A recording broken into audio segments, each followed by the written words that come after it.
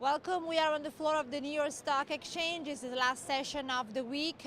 Probably the week is going to close lower before a long weekend. We're going to talk about the week ahead and, of course, the week that just is finished today with our guest. That is Joseph Greco, that is a managing director of Meridian Equity Partners. Joseph, thank you so much for being with us. Thank you for having me.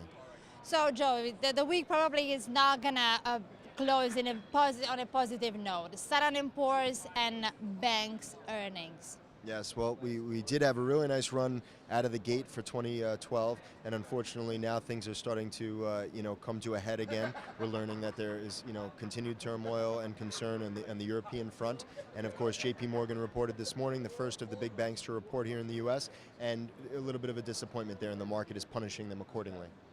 And the Standard & Poor's downgrades, of course, is really scaring the market. Where can we close today?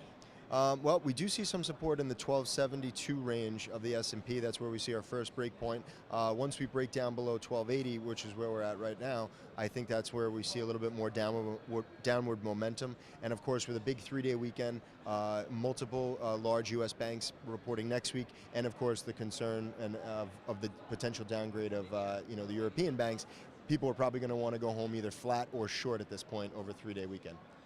So do you think that really the rally that we saw on the financials since the beginning of the year, it could vanish next week?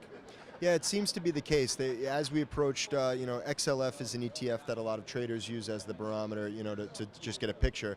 And it seems like that met a lot of resistance as it approached 14. And of course, at the 1390 level, JP Morgan comes out and that trades down $1. And that's, of course, one of the bellwethers for the industry. They've always done very well. They've weathered a lot of the storm. They've been able to, pay a considerable dividend, all things considered. And they've also have a retail component, not just the investment banking and the trading component. So, being that they missed expectations there, that sets the tone for next week. It doesn't look like the banks are going to be able to sustain the rally we've had since Jan 1. And also looking at the economic side, the data that we saw this week, they actually confirmed that the job market is not doing very well, that probably, again, the job creation was just temporarily. We saw that from the unemployment benefits.